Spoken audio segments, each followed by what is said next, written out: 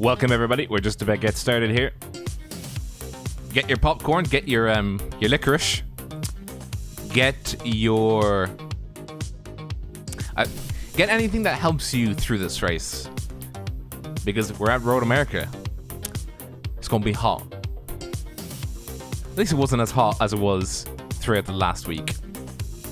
Praise be the rain clouds.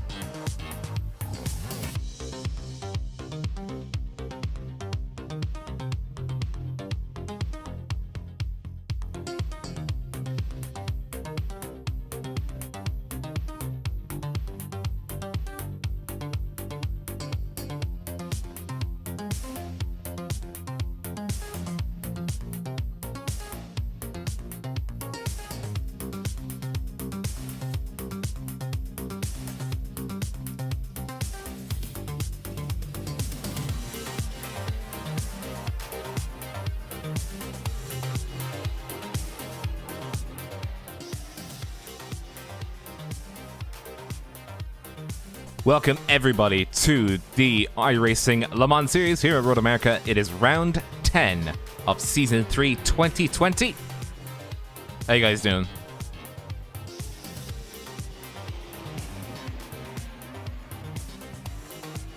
Notice anything different with our paints? Yes, I do. I see a big Abruzzi logo on the back and a color change as well. That is right, PCS is no more. Well, technically. They got absorbed into Abruzzi Racing. Fantastic to hear the guys at PCS are moving up in the world.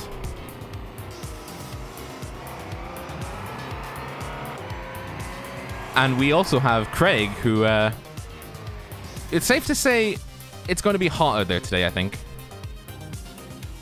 It's going to be very hot, but let's stop about talking about the heat and just mention something very, very important in this race.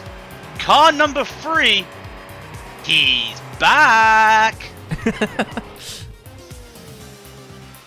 He protect, he attack, but most importantly, Rick Chunk back. Rick Chunk back, actually. Only the chunkiest of chunk. But no, we are. It is great to see Rick back. Like a few other people are back as well, so it's great to see some of the drivers back in the series. But let's talk about this track, because we've been suffering with heat in Europe, and I find it funny that the last 2 races that have happened in real life at Road America have had thunderstorms and literal puddles of water on the track. And now they've decided, hey, let's swap positions. We'll take the heat, you take the storms. You know what? Totally fine with that. 37 Celsius, 99 Fahrenheit is the track temperature right now for the qualifying that's happening right now for the drivers. And personally, I can't be happier, because that's actually kind of like a sweet spot, I think, for Road America. It's just before 2 o'clock in the afternoon. We have had it. If it's any later, I think you're going to be in the 40s. There has been races before here where, with the clouds out, it's with the sun out of the clouds, it's about 45. In the clouds, it's about 38. But it's a pretty good day. So 37 Celsius average, really, is the track temperature. I think that's going to be a good time, just almost like an average time for Road America, especially at this time of the year. First times are coming up right now, though, for the LMP1s, and it's no surprise that Benson Mephi has taken the early thing, and then the early lead, but then Konstantin Stolzenberg takes pole by by 8,000th of a second with a 1:45.830. I'm just having a sip of water. It's not warm. It's not lukewarm. I find that I finally can drink water without it being almost like tea. Warm. I'm happy. What I'm not happy about, though, is... take a look at the GTE field for me real quick. Do you see that? No. Do you see I put it out. Yeah, but do you not see the lack of variation? It's a few a sprinkle of Fords, including Patrick Heinrich driving for Team Redline in the Team Redline blue. But it's hang on, let me get this right. It is Ford,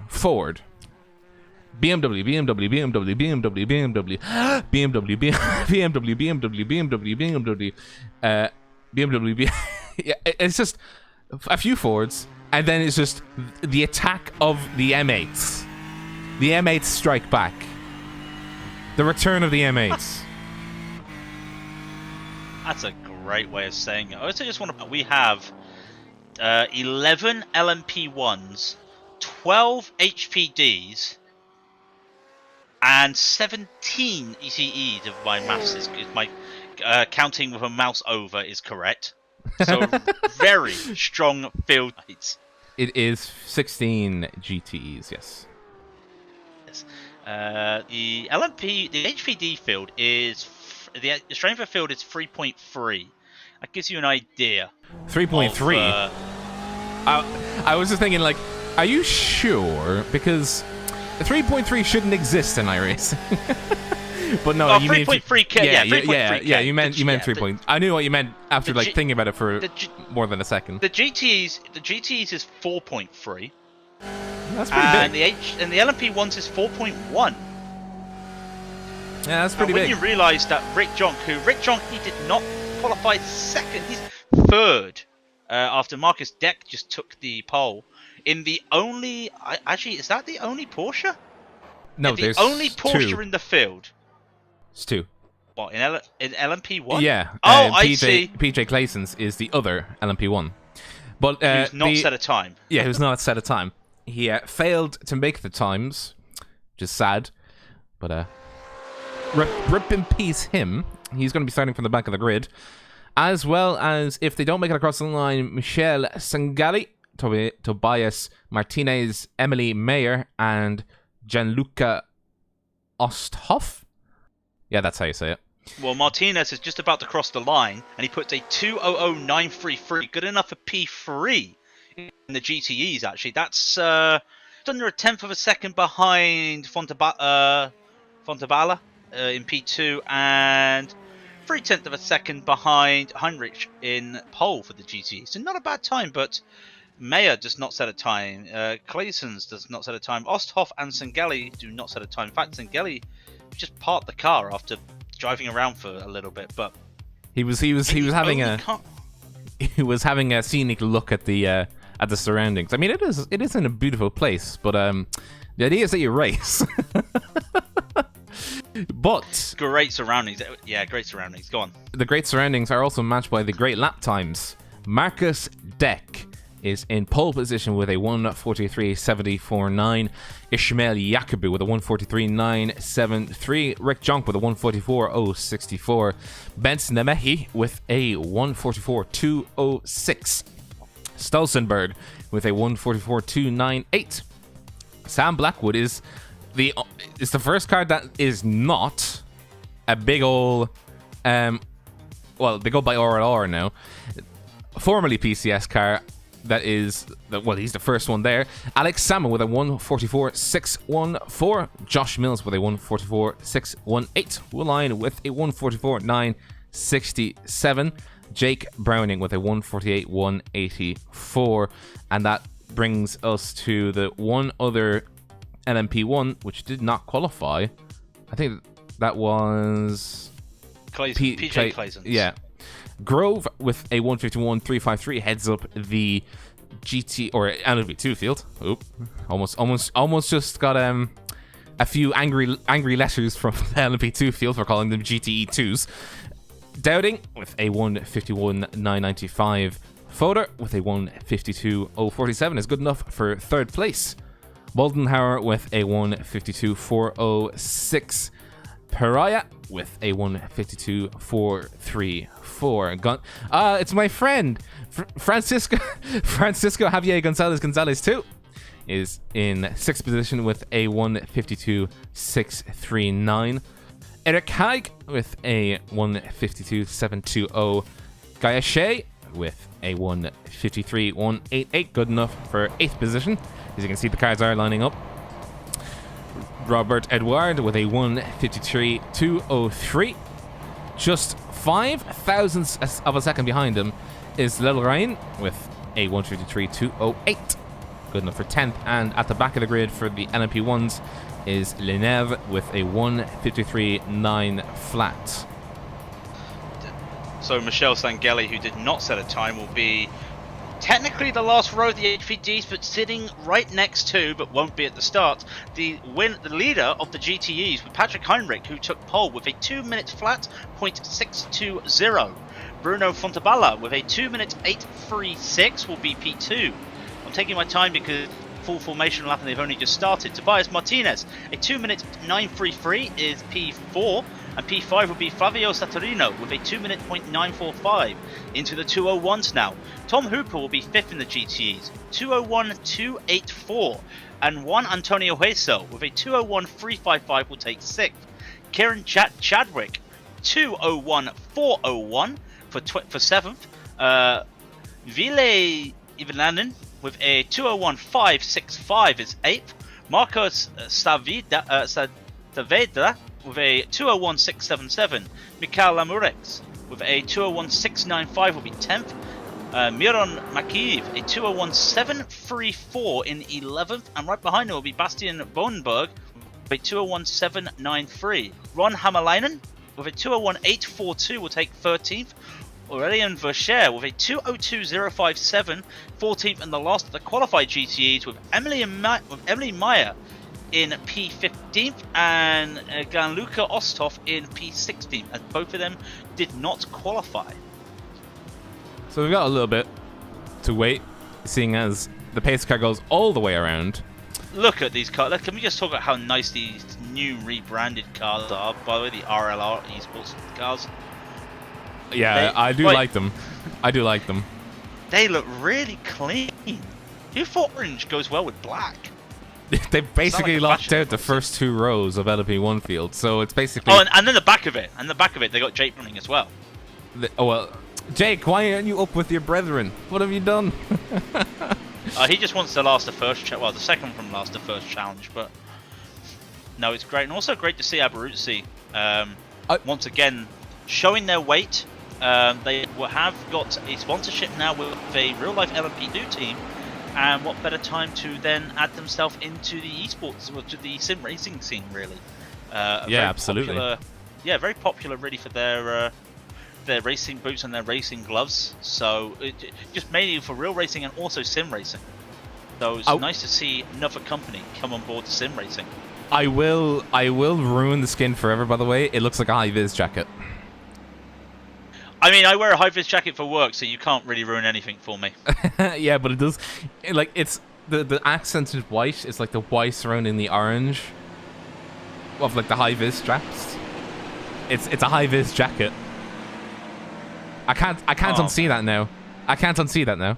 It looked like Caterpillar if they went black and orange instead of black and yellow. Oh no, that's even worse. That just ties in too well with the high-vis jacket. I think we've ruined the skin now for everybody. That's too black. Just... Well, I will say. Now, Marcus Deck is one of the only 2 Porsches on the field. We know how fast a Porsche can coming around Canada corner. I expect him to have a quick getaway, and it will be a case of can these Audis of RLR catch up with him. As High Viz Jacket intensifies in the chat, we will be going live, coming around T14 very shortly. It will be a slow run. It's almost like a oval start here when the pace car goes in. What will Deck decide to do? Rob will take you all the way for the start of the race. It will promise to be an interesting hour around Road America. As they crawl up the hill, Marcus Deck will be the car, and he goes and he goes and he guns it. He's catching his fellow RLR drivers by surprise as he crosses the start-finish line with a massive little gap between him and the rest of the field. But the rest of the field will be crawling around. Sam Blackwood's fighting alongside Benson Mehdi, side by side going into turn 1. Absolutely keeping it there. Oh, no! He's lost it! No. Sam Blackwood hitting the side of Konstantin Stolzenberg. He is... Oh, no! Don't rejoin right there! Oh, no! Konstantin Stolzenberg, under no issue of his own. Let's have a replay of that very quickly. As they come into the first corner, you can see Sam Blackwood touching the grass, hitting the side of poor Konstantin, and he took another one. He took the car at 21. PJ Clayton's is having no luck, starting from the back of the grid. I mean, he's gained 1 place, but for his troubles... Oh, sorry, Rob, there's been chaos at the back of the GTE field. I just need to point out the chaos at the back of the GTE field. Now, who is that going off? I did see a bit of some issues at the back of the field, a little bit of a twitch on a car. That is Mikael Lamarix, who has lost it going down into turn 3, trying to make the move on Savida. And he just makes an issue, just spins them all around. Do they collect anybody else?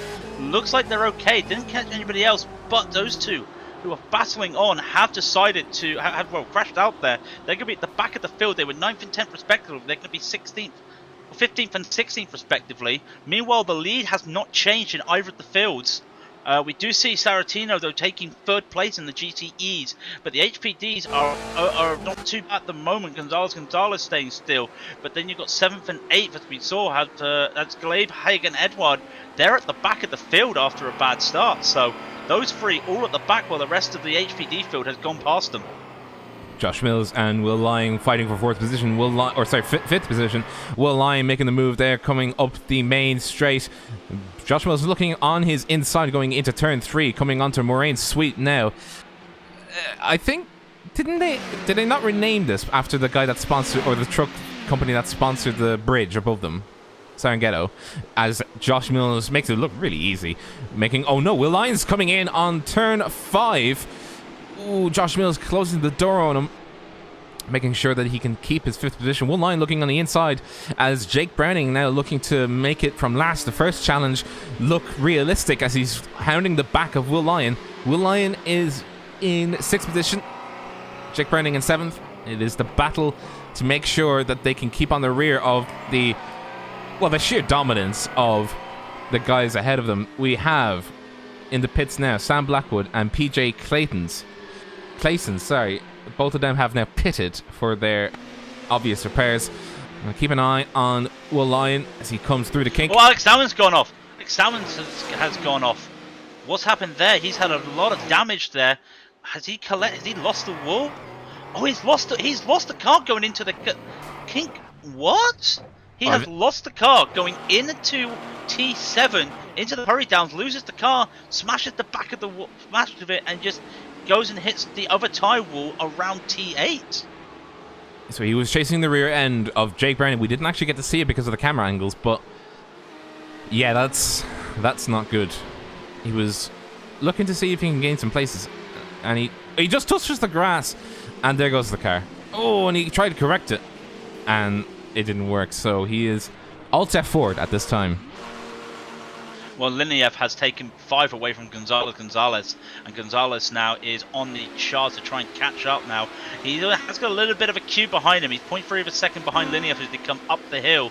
0.4 behind him is Lilarain, and also 0.6 is Sangali. So might be a little bit of an overtaking move there at the back. There isn't anything yet, but there is a small gaggle right now coming around this LMP1 field, HPD field. I said it right first time. Sangali wants to make a move coming down into turn 3. Will he make it? He does. He gets it done pretty easily. Remy decides to hold off there. Now Gonzalez has a good line coming out of turn 3 down this long straight down the under the Sorrentino bridge. Can he make a move? I think he's a bit too far behind now. I think Linear's got a little bit less wing, and he will not be able to make a move here. Will Lilloraine try and make a move coming down? A great defense from Sangali will not make any move there. So he does get P7. Sangali, not he. Sorry, but the rest. This is just going to be a little bit of a train here, and I think the straights will prove their worth with the overtakes of these cars. The bunch of LMP2s coming through the hurry downs. It's a group of 4 from 8th to 5th. And then the 4th, 3rd, 2nd, and pole position currently being held by Eric Grove. Currently a second and a half, or roughly a second and a half, splitting them. So this group of 5, or group of 4, well, you can technically say it's the group of the rest of the racers because they're all quite close together, and they've all got slipstream of some variety. Maybe, yeah, they do actually. They all have some slipstream of some variety, except for last position. Moldenhauer is trailing P11, Robert Edward, by 8 seconds. So he's not going to get any slipstream or any help, really. He will have to pull some great laps out of the hat to be able to catch up. But the group of 4 now, just charging back up the hill. I think Gonzalez is looking to see if he can get on the inside. We switch over to this guy, Will Lyon. Josh Mills, by the way, going off. He's gone off somewhere. He's now down in 7th position. He was ahead of Will Lyon, so the order has now completely changed. Jake Browning is now past both of them and is now up into 5th position. And the RLR, it's going to be very hard to get used to that, by the way, the RLR cars. Rolls off the tongue a little bit, doesn't it? Well, PCS rolled off the tongue, but that's probably what I'm just used to. But Marcus Deck still leading the race in the, I think it's the sole running 919. No, PJ Clayson. Oh, PJ, yeah. Yeah, PJ is back out on track, but on the lead lap. Am I correct in saying no? Oh, we've had an accident in the GTEs. Let us see what happened. Hämäläinen having absolutely not got the look today. He had to tow. Let's see why. This is the replay from his perspective. Riding with Ron Hämäläinen. Oh! What on earth? The car's meant to turn left there. Hang on a minute. Let's analyze this once again. What on earth happened here? Yeah. No idea what happened there. Shall we talk about the GTEs while we're looking at them? 2 Fords at the front there, Heinrich and Fontavalla, have basically just checked out at the moment. They're 2 seconds ahead of everybody. They're in their own little battle. Meanwhile, behind them, the rest, well, the battle of the best BMWs. Sarantino and Martinez there in 3rd and 4th respectively. They've also checked out. They're about 2 seconds ahead of 5th and 6th with Juheso and Hooper. So you got little packs once again in the GTEs. Huso is trying to defend from Hooper, and Chadwick is behind them. But here comes Clayson to go around them. The Clayson will in that matte black Porsche. Wow, that's a really matte, that Porsche. Goes by, so doesn't hold too much. That is the story at the moment in the GTEs. Jake Browning, goes purple, by the way, with a 145.3. Now he's free of traffic. Catching up to Namefi. They're 2.6 at the gap, and he's pulling away. And the RLL guys are just having their way. As I see Marcus Deck for the first time hitting the GTE traffic. Now, it's a little bit easier around here than most tracks because of how wide and how many straights there are. But you can get caught up in a lot of places here. Start the carousel, you can get caught up. You can get caught up between 5, 6, and 7. You can get caught up literally coming around turn 13, that little kink after Canada corner. So there are places you can get held up by lap traffic, but most of the time it's a straight line and you should be able to do so. Rick Jonk takes P2 from Yakubu, and he is on the charge. You can see Marcus Deck. But you can see the high vis jacketed, very very close between Marcus Deck and Emily Mayer. That was a close call. Sorry to interrupt. That was a close call. And Benson's just going to go right past both of them because of the avoidance that can jog after. How you get pitched by a GTE car? The lap traffic is having their way right now. And Deck does get past that GTE. Ivalainen there, and Yakubu gets by. We're going to talk about the bookmarking, which the term we coined when you put a slower car between the two of you. Might see that a bit at the moment with the flow of these GTE cars early on. As you see, Deck gets by. He boosts to get by two GTEs. Rick just gets by one of them. He's got that other one there. He can't go anywhere. There's indecisiveness.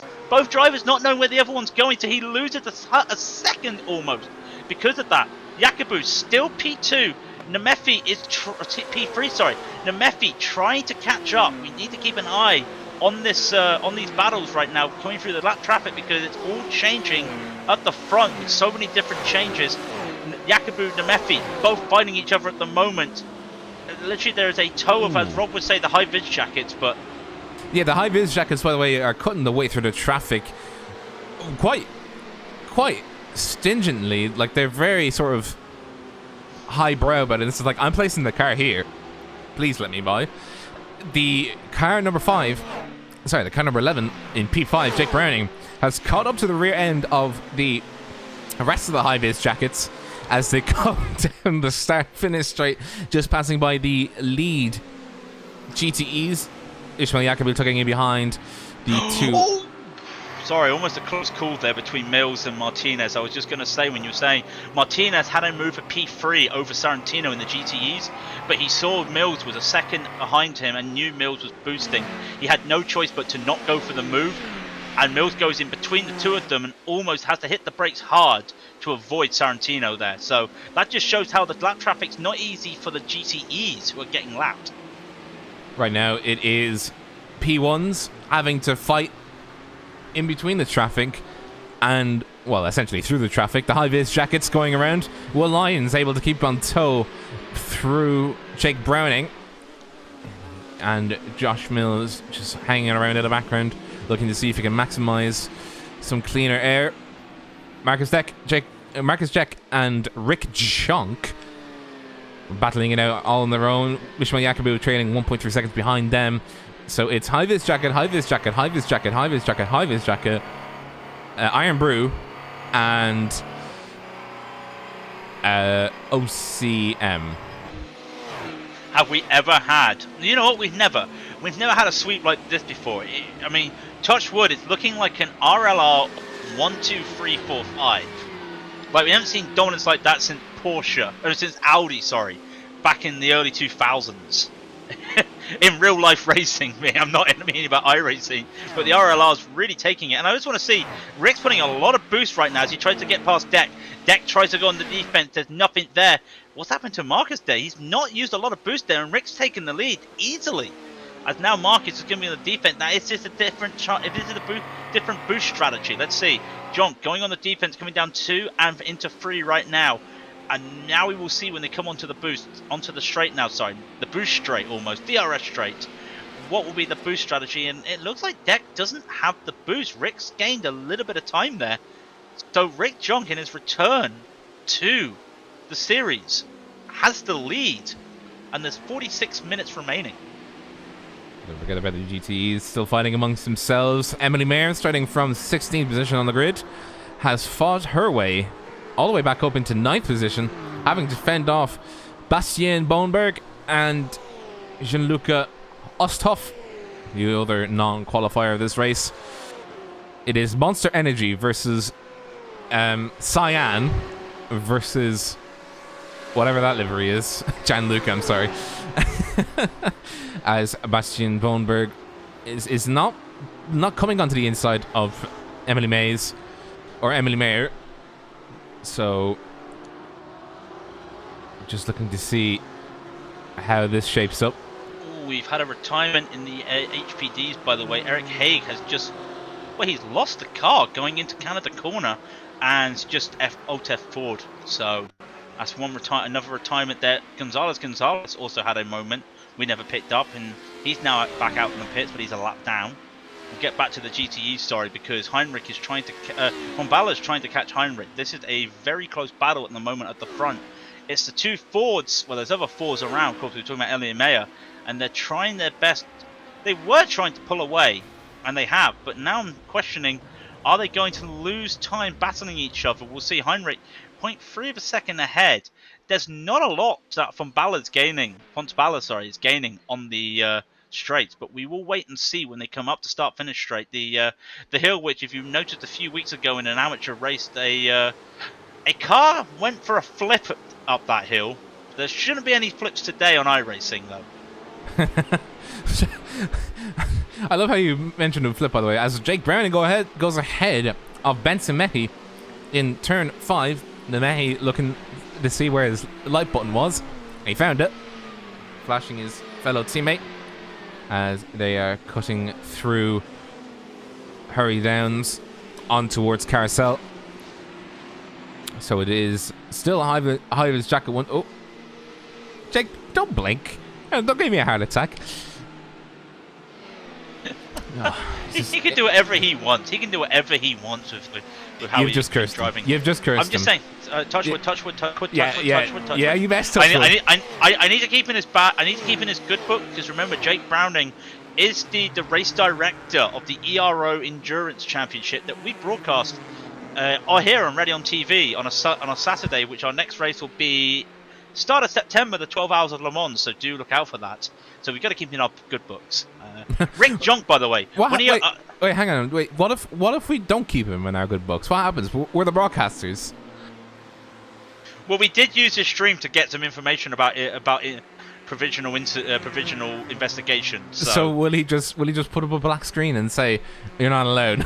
Yeah, I can see it. So Rick Junk, by the way, went purple the previous lap. He did a 1:44.818 this time, which was just about half a tenth slower than his fastest lap. Everyone's going faster, but Rick's faster than them. He's put out a 2-second lead on Deck right now. In fact, Deck might be under a bit of a battle right now with Yakubu as he comes up. Yakubu and Browning are slowly catching up, so we'll keep an eye on that. Just want a shout out to the HPDs as they start going through the GTE field. Eric Grove has quite a bit of a lead right now. What's he got?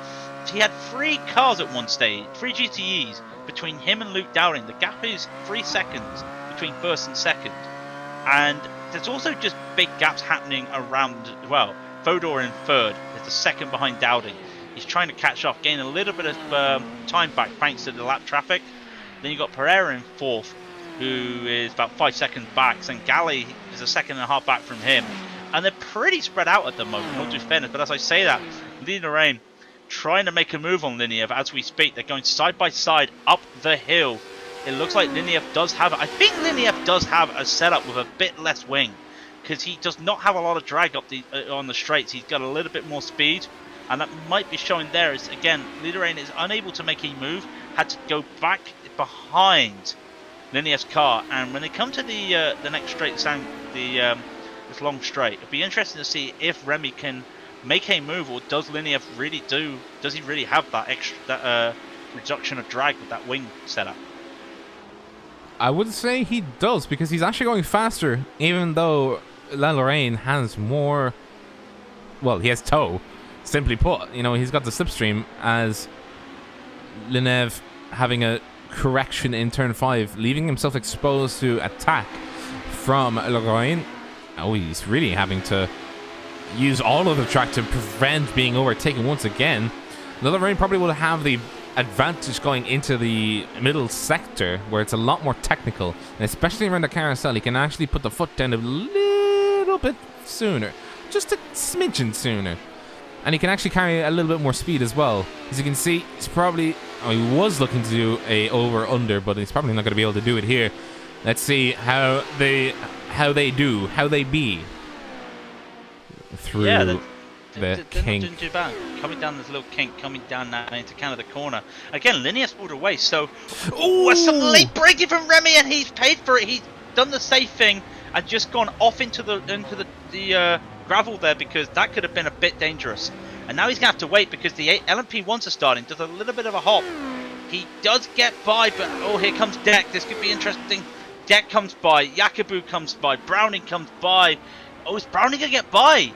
No, Browning does not get by, and they're going to be side by side going up turn 13, into 14. But Lena Rain, that's unlucky for Remy there, as the LMP1s now start to lap the HPDs. The safe thing to do, in all due fairness, he wanted to make that late move, could not do it. Obviously, I think the brakes locked up and got out the way. Could have gone into the back of Liniev and got out the way. And there's been a spin though. Andrea Gaiacci has just spun at turn 3. Now what's happened here? Has he spun on his own? He goes to overtake a GTE. Oh, he gets tagged by the GTE when overtaking him. That was Vercher. Vercher Vercher caught the grass as the HPD went by. Oh, that is unlucky. Vercher was on the grass and just lost the front of the car by hitting the grass. He goes off as well. So, see on your cameras, Andrea Gaiacci not having the best of luck today. He's now down in 10th position. Lagarain is now back up into 9th, obviously trailing by quite a ways, but you know, he's not the only LMP2 to have a little bit down on his luck. As Robert Edouard now climbs up into 7th position, trying to catch up to the rear. Clayson, sorry, Clayson's just had a moment. Oh, Clayson's just had a moment with that is Michael Lamorex, who's already been in danger or been in the walls already this time. That's coming down the Kettle Downs, and that looks like it's the Hurry Down, sorry. And that is turn 8, and Clayson's just went straight. Almost looked like he had no brakes.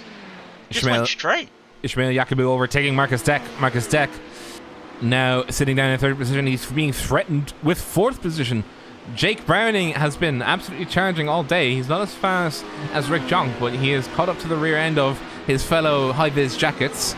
I'm gonna keep calling them high-vis jackets, by the way. I can't.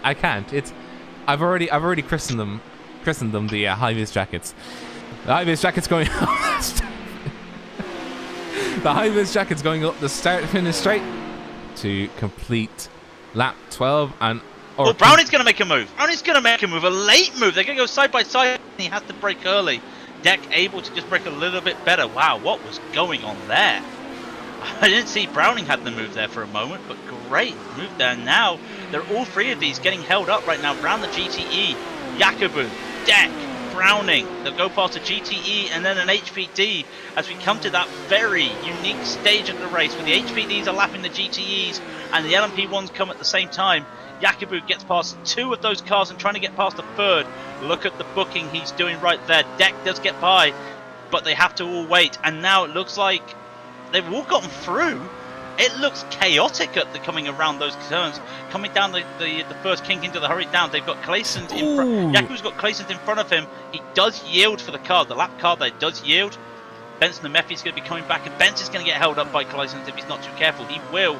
And now one of the hardest overtaking spots on the track, really, getting around these GTEs, going around the carousel as Browning really has to trust Mayer not to do anything there. Side by side, Deck and Yakubu. That was a bit dangerous, and Yakubu keeps that position, but Deck wanted more. And both of these are now going to get held up by the GTE and the HPD in front of them. Thankfully, they get back into single file as Yakubu gets past the first one. Deck tries to squeeze his way through Hooper, and there's no room. Finally gets by. Doesn't lose a lot of time because Yakubu held up again by another GT and HPD combination. It's blue and black versus black and orange right now. They're not the same team, these HPDs and GTs.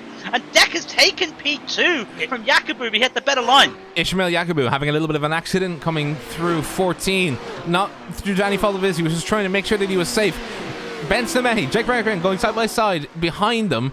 Now it's Ben Stamehi and Ishmael Yakubu going side by side, so it is literally a 3-way fight at the moment. Marcus Deck having to escape through sheer placement.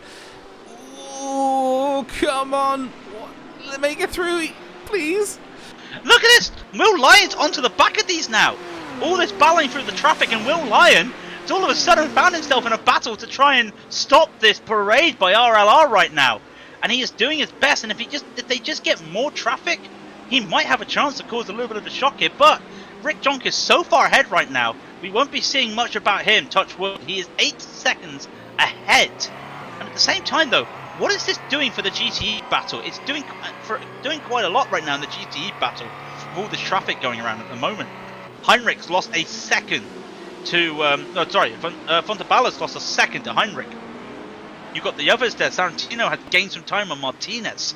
Kieran Chadwick is able to gain a little bit there thanks to Hooper just being held up a bit.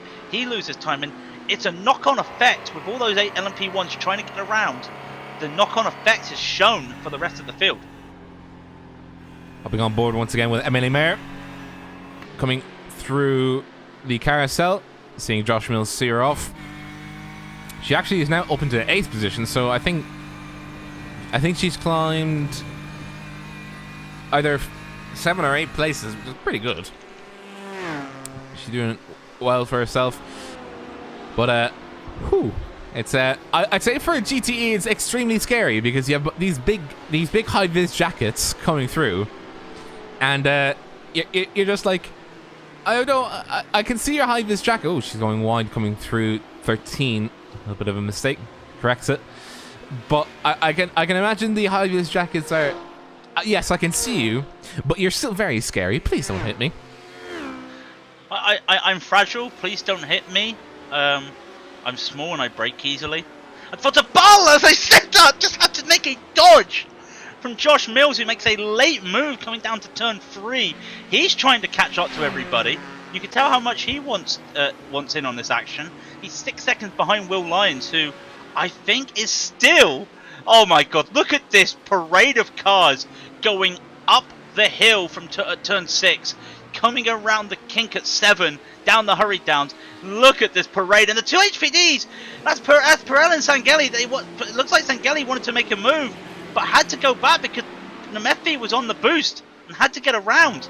And now that's cost Sangeli a bit of time there. He was on a move against Pereira. Nemethi is now trying to get around the carousel. He does. Will Lyon needs to get by. He does. He's a bit late. Oh, he gets there though. Has to tap the brakes a little bit, coming around the kink at 11, but lost time on Nemethi making that late move. Yeah, I would have thought that Will Lyon would have had the better strat, but then I realized no, it's the kink, and they won't have a lot of time to be able to make them pass. So unfortunately, he's lost a little bit. He's not lost too much. He's not lost a toe. Benson Nemethi has lost a toe, so he is going to be having to putting in some serious laps, the equivalent of what Rick Jonk is doing, to catch up to the rear end of Jake Browning, who is now fighting his teammate Ishmael Yakubu. So this is High-Vis Jacket Civil War, I'm branding it. High-Vis Jacket Civil War. In the history books, they'll name this the Battle of the High-Vis. I can't make it rhyme. The High-Vis Jacket Massacre. How about that? Well. Chat has already said, our Twitch chat has already said that it's no longer RLR, it's HVJ.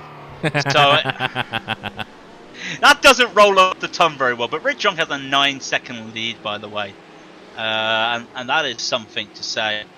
Elsewhere, Fodor in P3 of the HVDs went for an early pit stop. 32 minutes remaining, went for an early pit stop with Pereira as well. So that little battle between Pereira and who was he battling with again? I cannot remember. Sangali, that was it. That's now over. Liniev doing his thing in P5 at the moment. He'll be P4 provisionally. We talked a lot about him at the front. But at the front, Dowding and Grove, there's 5 seconds between them. Dowding can't see Grove anymore. He's coming down the back straight, and he cannot see him. He just sees Marcus Deck in front of him. Oh no! Grove's lost at Canada corner! He can see him now, he's taken the lead! And Dowding's taken the lead in the HPDs! What has happened to Grove? He's lost it on his own at Canada corner. Oh goodness, I'm deaf. Oh, he caught the grass! There's been a lot of people catching the grass today. Has the grass gotten a very choice place to rejoin the track there, Eric, if I do say. But otherwise he has gotten back on in racing, but he is now 1.6 seconds behind the car of Luke Dowding, who I thought he had written off. Well, if I was in his shoes, I would have said, well, let's try and just see if I can beat them on strategy.